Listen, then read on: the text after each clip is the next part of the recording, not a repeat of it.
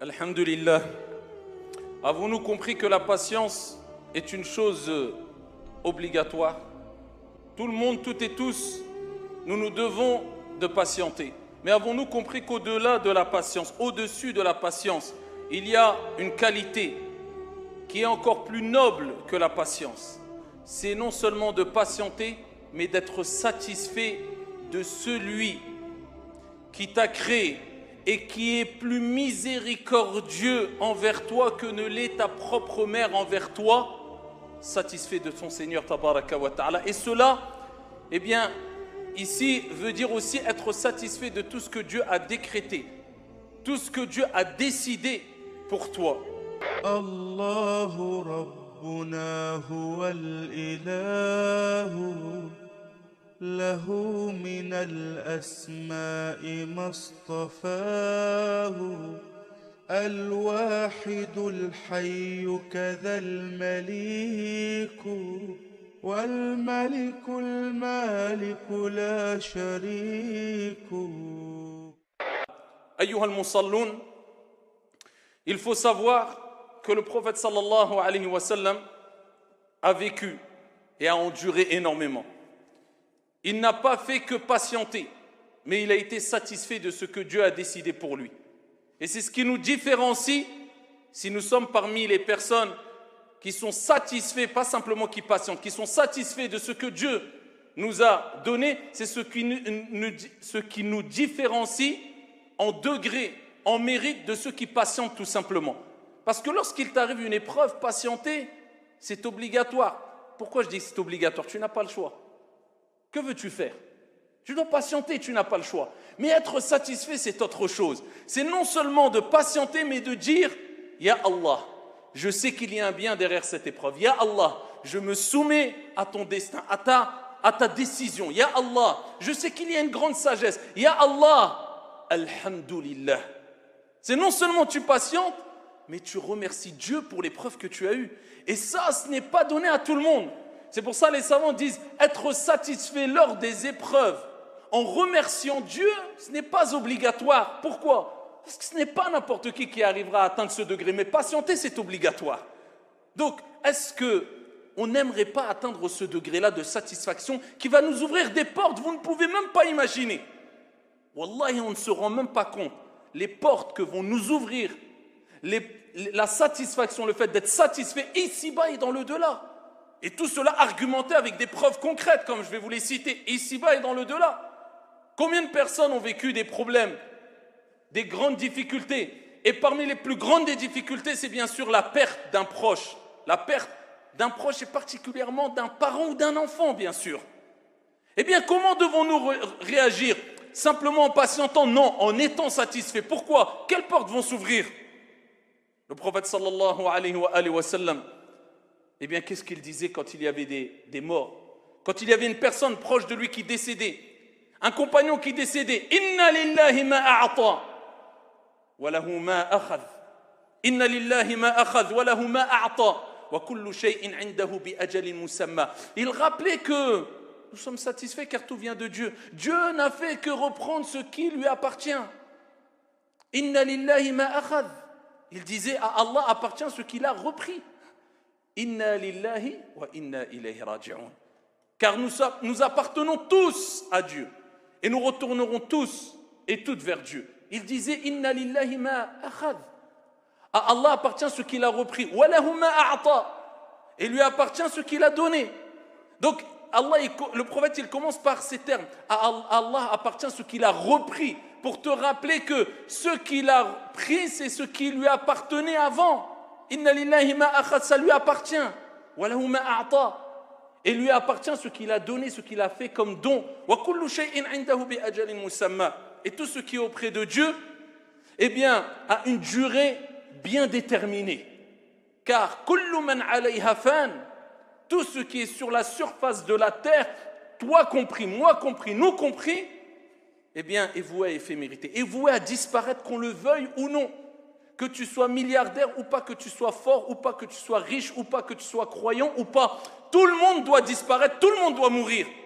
Rien ne perdurera sur la surface de la terre. Rien n'est éternel sur la surface de la terre. Et qui pourra prétendre le contraire, croyant ou non croyant, riche ou pas, intelligent ou pas, scientifique ou pas, tout est voué à l'éphémérité pour te rappeler que ce qui va rester durable et perdurer, c'est pas maintenant, c'est demain, Inch'Allah, c'est dans l'au-delà. Car la vie continue.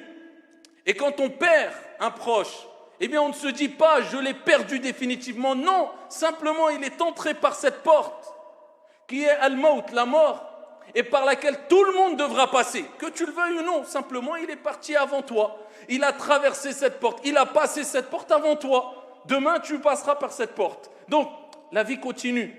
Tu le reverras, Inch'Allah, tabaraka wa ta'ala. Voilà pourquoi il est important d'invoquer pour lui et invoquer pour toi afin que tu le rejoignes et que tu sois rassemblé avec lui auprès du prophète Mohammed alayhi salatu wassalam.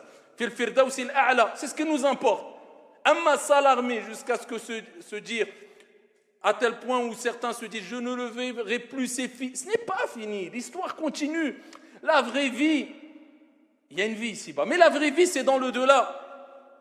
Et quand tu remercies Dieu et tu patientes, quand tu es satisfait, eh bien des portes, comme j'ai dit précédemment, dont tu ne t'imagines même pas s'ouvrent à toi. Peut-être tu ne les vois pas, tu ne les perçois pas tout de suite, mais ils s'ouvrent vraiment. Donc quand tu as des problèmes, quand tu as des soucis, rien ne va plus. Si tu patientes et tu dis Alhamdulillah, Wallahi, ici, Allah Azza wa Jal ôtait le voile pour te montrer les portes qui s'étaient ouvertes.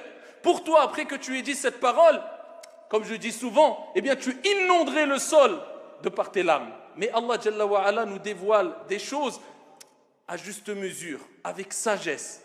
Il sait ce qu'il peut nous dévoiler et ce qu'il ne peut pas nous dévoiler, sinon ça serait trop facile. Allah Jalla wa Ala dit, lorsqu'il parle des croyants qui non seulement patientent, mais qui sont satisfaits et qui le prouvent à travers la parole, وَإِذَا أَصَابَتْهُمْ مُصِيبَةٌ قَالُوا إِنَّا لِلَّهِ وَإِنَّا إِلَيْهِ رَاجِعُونَ. Lorsqu'il leur arrive un malheur, une épreuve, qu'est-ce qu'ils disent tout de suite? Tout de suite, Inna lillah, nous appartenons à Dieu. Wa inna ilayhi raji'un, et nous retournerons vers Dieu. Soumission à Dieu. Eh bien, qu'est-ce qui se passe? Ulaika alayhim salawatum min rabbihim wa rahmah wa ulaika humul muhtadun. Allahumma ij'alna minhum. Allah Jalla wa Ala dit Ulaika alayhim salawatum min rabbihim. Ils recevront des prières de la part de leur Seigneur sur eux. Ulaika alayhim salawatum min rabbihim wa rahmah. Allah Azza wa Jal déversera sa miséricorde sur lui. Wa ulaika humul muhtadun. Et ceux-là sont les bien guidés. Ceux-là ont réussi. C'est comme ça que doit réagir le croyant au moment de la mauvaise nouvelle. Quand il lui arrive un malheur, eh bien, il rappelle qu'il appartient à Dieu et il s'en remet à Dieu et il est satisfait de ce que Dieu a décrété pour lui. Ça, c'est la satisfaction, ayyuhal akhyar, qui nous est demandée et qu'avait le prophète et qu'avaient aussi de grands hommes qui ont vécu avec le prophète, les vertueux, les pieux. Et on a plusieurs exemples. À titre d'exemple, nous avons ici c'est ce qu'on appelle les tabi'in.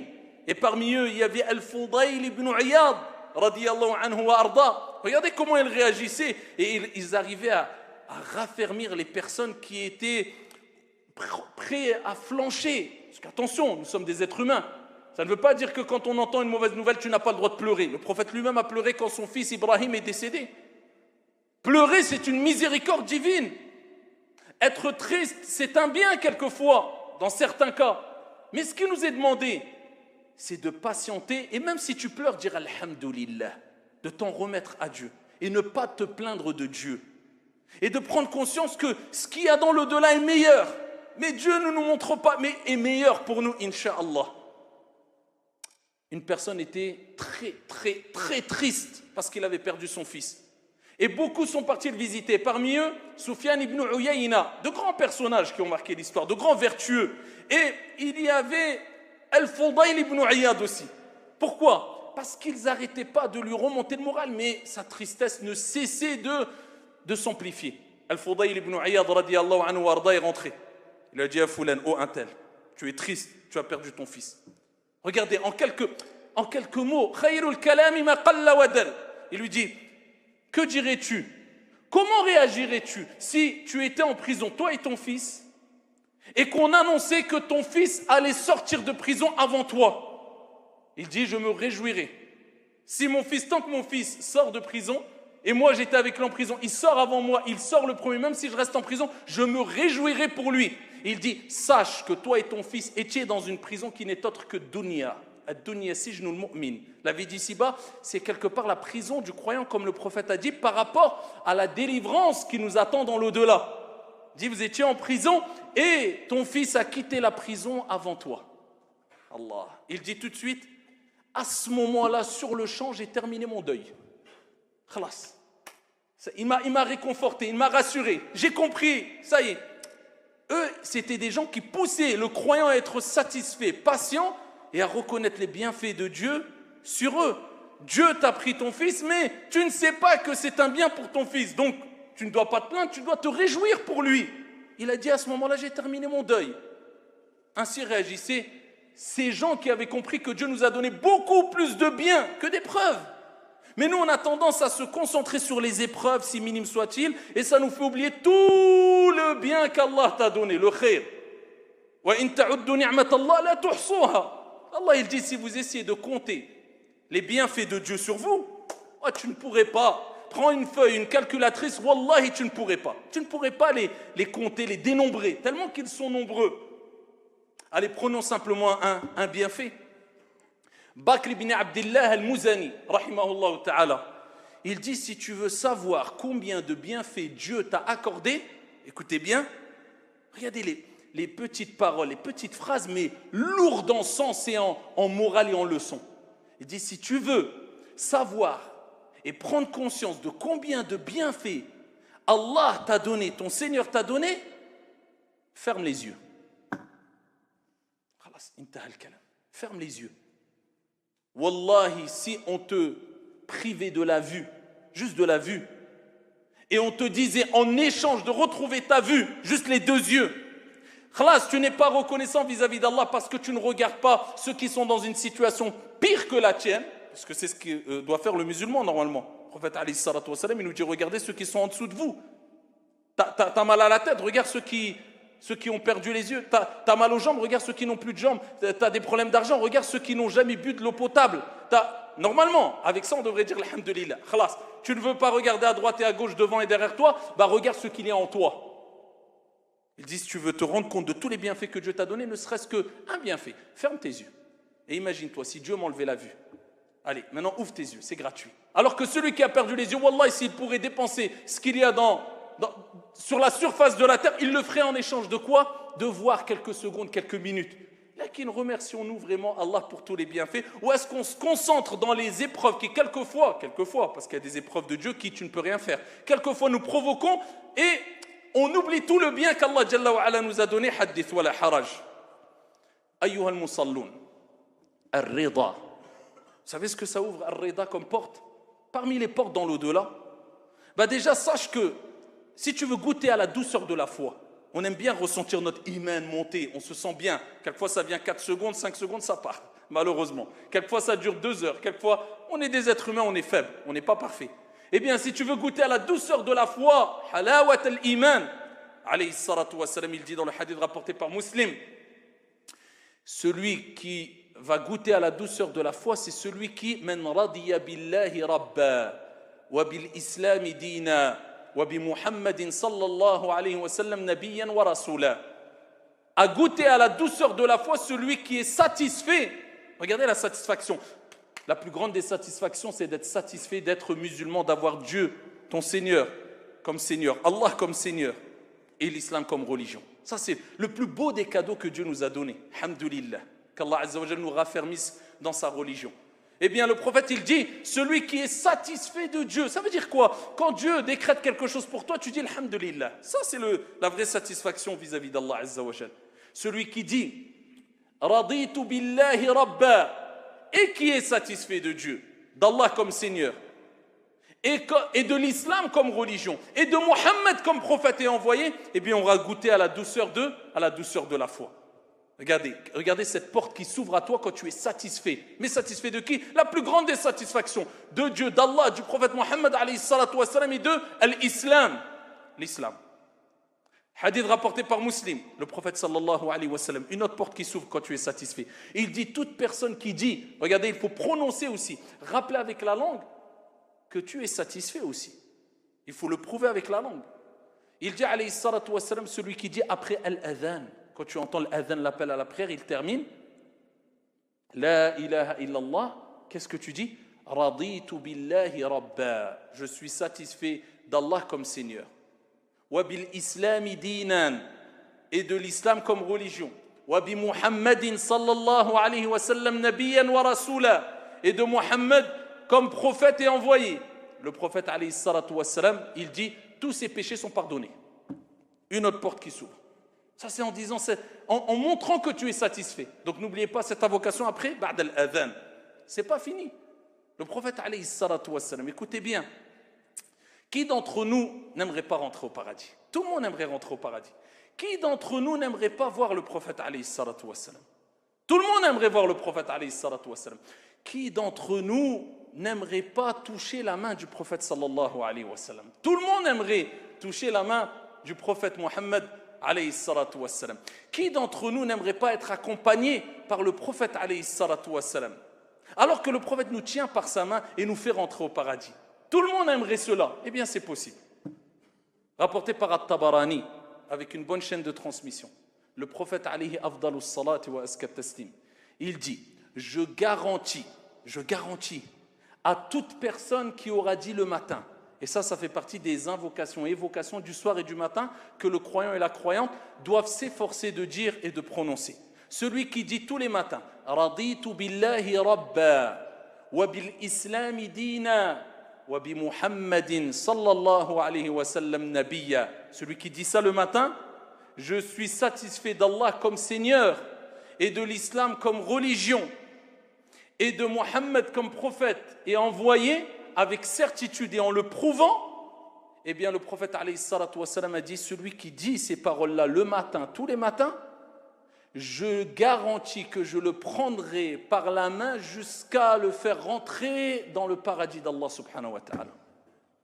Le prophète te prendra par sa main et ici tu rentreras au paradis avec le prophète sallallahu alayhi wa sallam. Vous voyez l'importance et l'impact des invocations et des évocations du dhikr, du rappel de Dieu et la miséricorde de Dieu et Dieu qui nous rappelle que de manière très facile tu peux gagner énorme et de grandes portes peuvent s'ouvrir, mais est-ce qu'on est revenu vraiment à l'essentiel? Allahu a'lam. Ça c'est parmi les bienfaits d'être satisfait, parmi les bienfaits d'être satisfait, de dire alhamdulillah, d'avoir al-qana'a. C'est quoi al-qana'a? Tu as peu, tu dis alhamdulillah. Tu as beaucoup, tu dis alhamdulillah. Ça ne veut pas dire que tu t'efforces à avoir peu. Ce que tu as, tu dis alhamdulillah. Je remercie Allah, je loue mon Seigneur. Voilà, tu es satisfait. N'oubliez pas la parole d'Ibn al-Qayyim, il dit le repos du serviteur se trouve dans la satisfaction. Parce que quelqu'un qui a la suffisance, qui est satisfait de ce que Dieu lui a donné, il est reposé. Un l'autre, il est toujours en train de courir après dunya, jusqu'à ce que dunya le fasse tomber dans un trou profond. Si tu as, Dieu t'a comblé de richesses, remercie Dieu, c'est un bienfait d'Allah. Si tu n'as pas, remercie Dieu, c'est un bienfait de Dieu. Voilà le croyant, comment il agit. C'est pour ça que le croyant doit être toujours alhamdulillah, satisfait.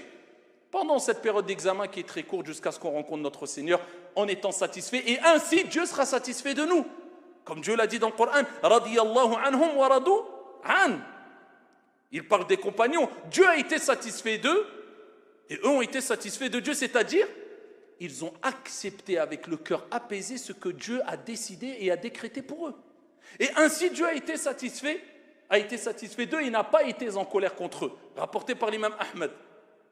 Le prophète alayhi afdalus salati wa askat taslim, il rappelle que lorsque Dieu, Allah subhanahu wa ta'ala, éprouve son serviteur, lorsqu'Allah subhanahu wa ta'ala éprouve son serviteur avec des biens quelconques et que le serviteur est satisfait, la preuve que tu peux être éprouvé avec du bien aussi. Attention, quand quelquefois quelqu'un va dire moi j'ai des richesses, j'ai la santé, j'ai pas d'épreuves. Ya Abdallah, ça c'est parmi les plus grandes des épreuves. Parce que quand toi tu as un mal, tu sais que c'est. Donc tu veux revenir vers Allah, ya Allah aide-moi, mais quand tu as un bien, c'est là où tu as tendance à oublier Dieu. Ça c'est la plus grande des épreuves. Attention, ne te fais pas avoir. Quand Allah t'éprouve avec des biens, tu as de l'argent, tu as la famille, tu as la santé. Dieu t'éprouve, c'est une épreuve. Dieu va voir comment tu vas réagir. Le prophète, il dit, si tu es satisfait, regardez, si tu dis alhamdulillah, c'est pas tu te plains. Il y a des gens, ils ont beaucoup, ils se plaignent. Honte à nous. Je parle pour moi le premier. Alors que des gens qui n'ont rien disent alhamdulillah, nous on se plaint. Des gens rêveraient d'avoir juste de l'eau potable. Ça existe aujourd'hui partout dans les 4 coins du monde. Des gens ne savent même pas si un jour dans l'année, ils vont pouvoir manger un peu de viande. Ça existe, on le sait très bien. Des gens ne savent même pas c'est quoi le repos, la sécurité, la sérénité. Nous, on le vit aussi aujourd'hui. Des gens se plaignent tous les jours. Oui, mais en France, il y a des problèmes, il y a des ceci. Ya Abdallah, reconnais les bienfaits qu'il y a en France, que tu le veuilles ou non. Reconnais les bienfaits qu'il y a dans beaucoup de pays où des gens se plaignent. Parce qu'aujourd'hui, on a la culture de la plainte, malheureusement, nous particulièrement les Français. On a du mal à quoi reconnaître les bienfaits de Dieu sur nous, alors qu'on vit en sécurité, dans le calme, on a le frigo plein. Du moins, on a le minimum pour vivre correctement, en général. Si tu te compares avec ce que vivent les gens en Somalie, en Syrie, en Éthiopie, ben mon frère, si tu ne remercies pas Allah, je ne sais pas ce qu'il te faut.